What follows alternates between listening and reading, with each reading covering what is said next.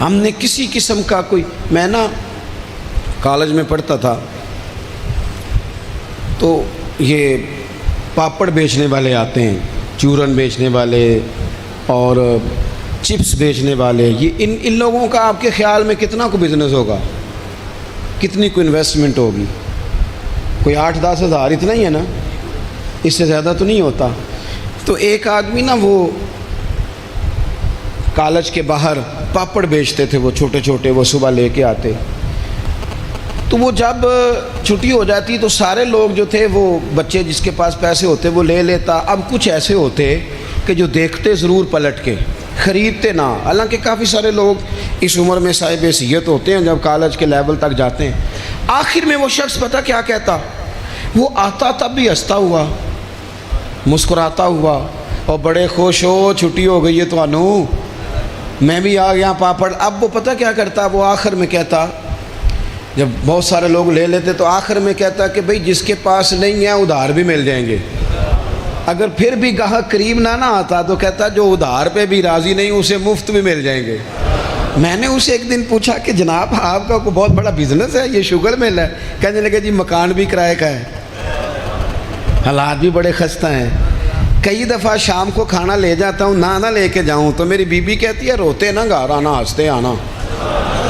اچار ڈال لیا ہے مرتبان میں، دونوں بیٹھ جاتے ہیں آرام سے، اولاد کوئی نہیں، اللہ نے دی نہیں، اس کی حکمت ہے، بڑے راضی ہیں، بڑے خوش ہیں۔ میں اور وہ دونوں مل کے رات کو پاپڑ بناتے ہیں، سارے کام کرتے ہیں، خوشی ہے، اللہ پہ توکل ہے، بھروسہ ہے۔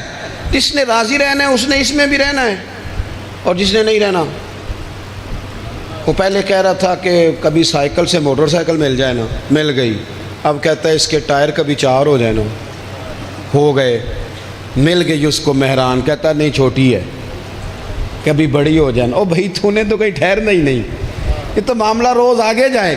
بس دنیا میں خوش وہ ہے جو اپنے نصیب سے خوش ہے، جسے رب نے جو دے دیا ہے وہ اس پہ راضی ہے۔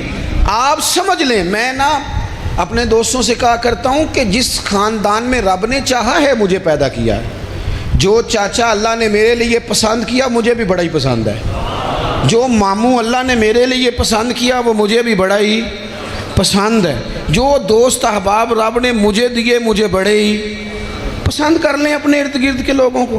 ہمیں نا یہ ایک عجیب سا ہمارے اوپر بات سوار ہو جاتی ہے کہ وہ جی دکھ بڑھیں۔ ایک اور بھی مسئلہ ہے محبت نہ کرنے کا، راضی نہ رہنے کا، تھک تو نہیں گئے آپ لوگ؟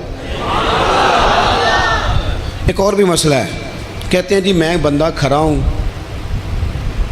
لہٰذا میں ذرا کڑوا ہوں، میں سچ بولتا ہوں چاہے کسی کو برا ہی لگے۔ یہ بھی اپنا فلسفہ ہے ذاتی، بعض لوگوں کا لہجہ ٹھیک اپنا نہیں ہوتا، نام سچ کا لگا دیتے ہیں بیچارے کا، کہتے ہیں جی میں چونکہ سچا ہوں لہٰذا کڑوا ہوں۔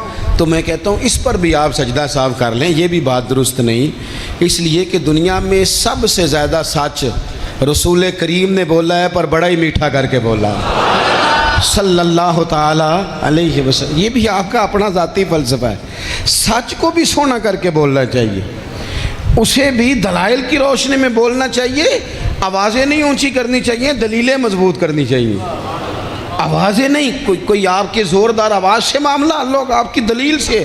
بلکہ ہمارے حاجی صادق صاحب، ابو داؤد صادق صاحب رحمۃ اللہ علیہ فرمایا کرتے تھے لہجہ نرم دلائل گرم، فرماتے تھے دلائل مضبوط ہونے چاہیے کہ آپ کی آواز سے آپ لوگوں پر دھاک بٹھائیں گے۔ تو محبت کریں، پیار کریں، آپ چھوٹے ہیں تو بڑوں سے پیار کریں، آپ بڑے ہیں تو چھوٹوں پہ دست شفقت رکھیں، آپ لوگوں کے لیے اپنے دل میں گنجائش پیدا کریں، آپ اپنے دل کو وسعت دیں، تھوڑی محبت کریں۔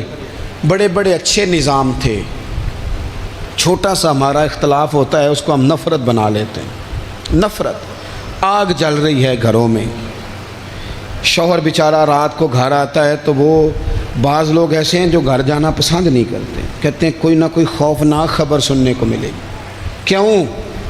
اس لیے کہ ہم بہو کی تربیت کرنا چاہتے ہیں، بہو کی تربیت کرنا چاہتے ہیں۔ بہو کی تربیت نہ کرو، بیٹی کی کرو۔ بہو تو آپ کو اپوزیشن سمجھتی ہے، آپ سے تربیت لے گی، जो सबक बहू को देना चाहते हो वो बेटी को दो, अपनी बेटी को। वो जब किसी की बहू बनेंगी तो माहौल सही हो जाएगा।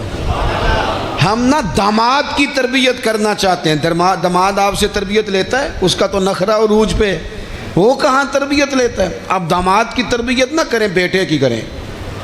बेटा अच्छा होगा तो किसी का दामाद बनेगा तो उस घर में तकलीफ नहीं होगी।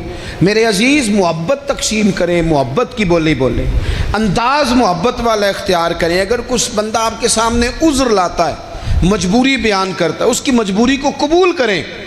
आप लोगों को गुंजाइश दें, अच्छा गुमान पैदा करें, अच्छी सोचें लाएं।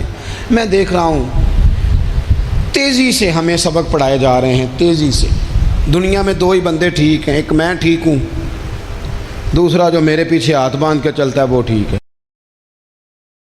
उम्मीद है आप सब लोग खैरियत से होंगे।